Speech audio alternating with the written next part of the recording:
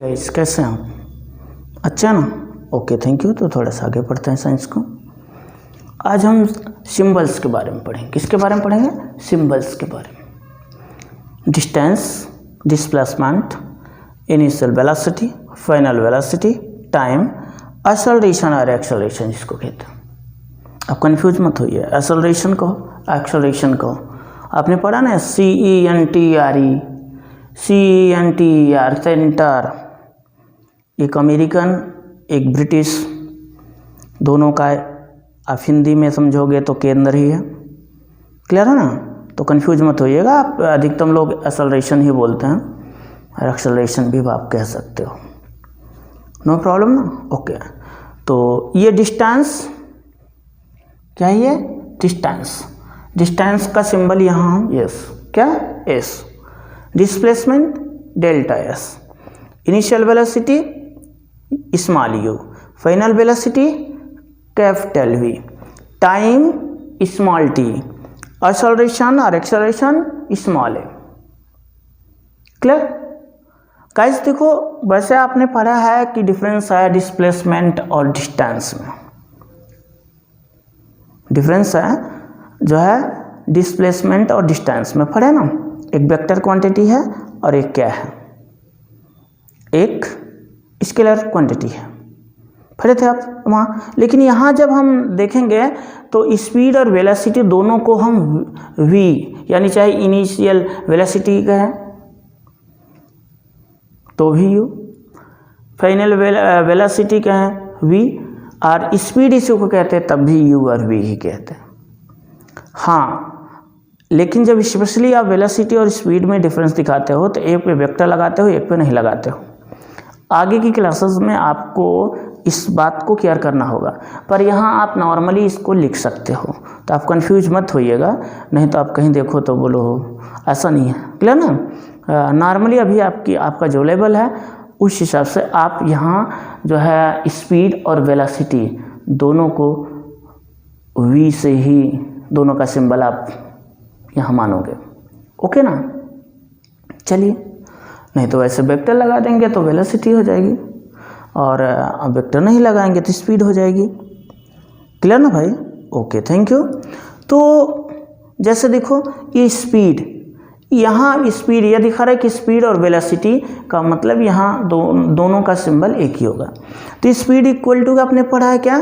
Distance upon time. Speed equal to क्या पढ़ा है? Distance upon time. अब डिस्टेंस अपॉन टाइम, अब डिस्टेंस का सिंबल क्या है? एस। टाइम का स्मॉल टी, तो एस अपॉन टी। और यहाँ जो स्पीड हो गया वह भी, जब आपको केवल स्पीड की बात करता है, केवल वेलोसिटी की बात करता है तो उसका सिंबल v होगा।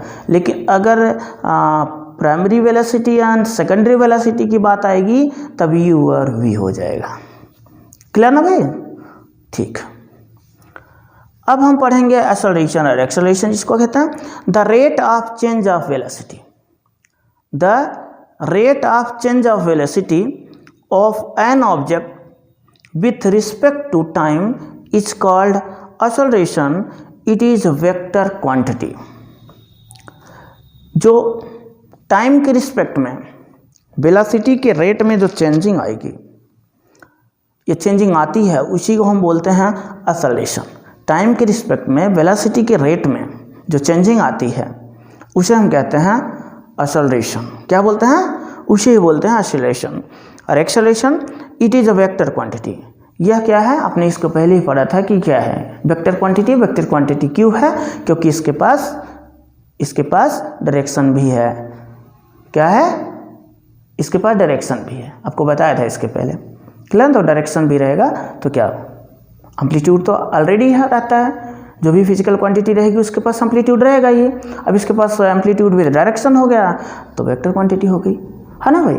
Okay thank you. तो आप देखो, अब हम अगर देखेंगे कि एक्सेलरेशन इक्वल होता है चेंज इन वेलोसिटी। एक्सेलरेशन क्या होता है?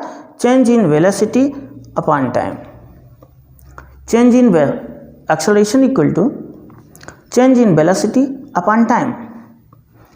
अब सपोज गाइस से देखो कि आपका जो टाइम शुरू में आपने जो टाइम लिया वो t=0, यानी अभी आप चलना स्टार्ट ही नहीं किया, अभी आप रेस्ट में हो, यहाँ से आपकी ट्रैवलिंग स्टार्ट होगी।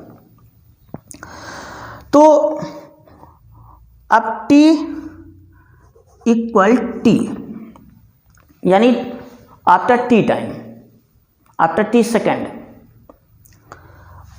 आप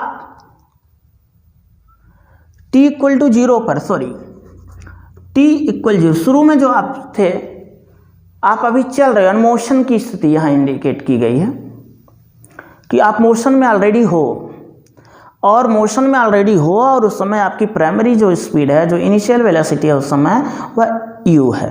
क्या है? u है। और आफ्टर t सेकेंड, t = 0 पर तो आपकी वेलोसिटी u है, और आफ्टर t सेकेंड यानी t टाइम जो है t सेकेंड पर आपकी जो वेलोसिटी हो गई, या उसी को फाइनल वेलोसिटी कहेंगे, वह क्या होगी? v। क्या हो गई? v। तो कितना चेंज आया? शुरू में आपकी प्राइमरी वेलोसिटी कितनी थी? u थी। सेकेंडरी वेलोसिटी और फाइनल वेलोसिटी कितनी हो गई? v। तो चेंज कितना हुआ? v - u। क्या हुआ? v - u। और टाइम t है, शुरू में आपने 0 लिया था, क्लियर ना? अगर आप डिफरेंस निकालते तब भी t आएगा, t - 0 = t। तो आप एक्सेलरेशन को स्मॉल a से, इसका सिंबल क्या है? स्मॉल है, तो स्मॉल a = v - u/t, एक फार्मूला बन गया एक्सेलरेशन का। और वैसे अगर करते हैं तो आप क्या लिखते हैं? Vector a = vector v - vector u/t, clear ना? Thank you. अब इसकी SI यूनिट क्या होगी?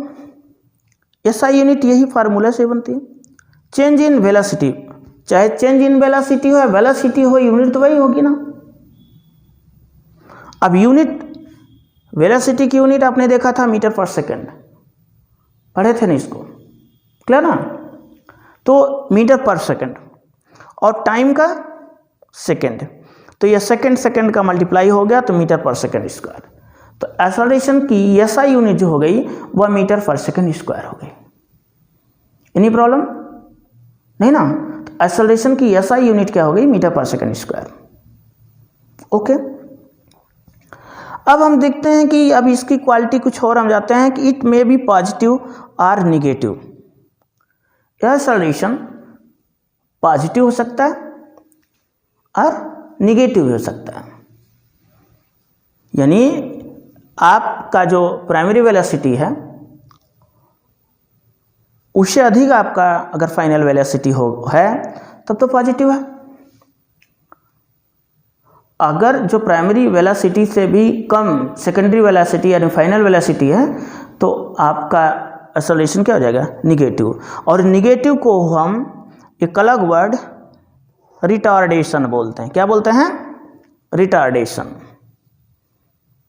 जब आपकी यह एक्सेलरेशन निगेटिव हो जाएगा उसी को हम क्या बोल देते हैं? रिटार्डेशन। इसके बारे में हम आगे आपको पढ़ाएंगे। आई होप कि आप समझ रहे होंगे।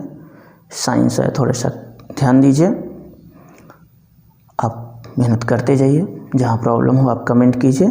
चैनल को सब्सक्राइब नहीं किया है तो कर लीजिए। नेक्स्ट वीडियो में फिर से मिलते हैं। Thank you, bye.